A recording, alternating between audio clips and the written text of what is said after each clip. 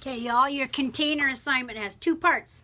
Part number one, it's all here, is a response. So everything that we've done in this course, which you look through all of the previous lectures and everything, I want you to be able to talk about parts of it, which part spoke to you, and then what does it mean to you in the idea of identity and true self, false self.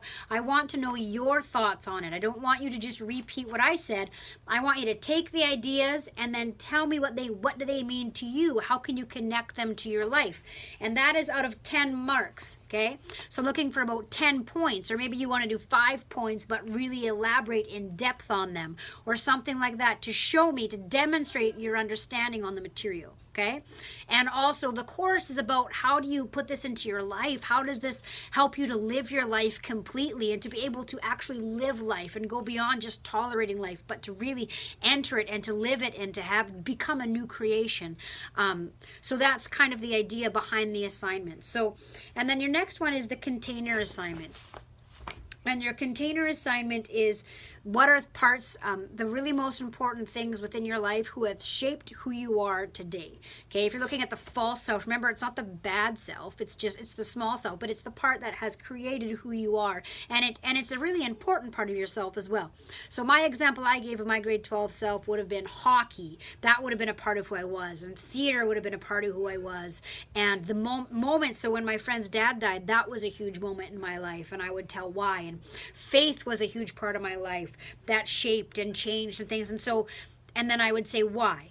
Okay, and then so the idea is to be able to talk about how those part of that container shaped who you are. But then to remember, when I couldn't play hockey as much anymore, when I didn't, it didn't mean I was less of a person, because it's just my container of who I am. Who I really am is that flame within, that God's beloved, like that is who I am. The container makes up who I am, but it's not my truth, you see. So that's kind of the idea of the assignment. The first part of the assignment, we look at this truth, idea of true self and identity and the search of who we are. And the second part of the assignment is to look at that container. What has made us who we are? What have we learned? Where can we go? What more can we learn? And so that second part of the assignment, you can either do it as like an essay, and it's out of 10 as well. So you can do it as an essay. It's out of 10, but you have to discuss 8 things that make you who you are, okay? But you have to discuss them. So you can either do it as an essay, and that way in paragraph form, or you could do a poster and you could draw a picture, make it a color and say this is part of my life represented because jot note, jot note, jot note.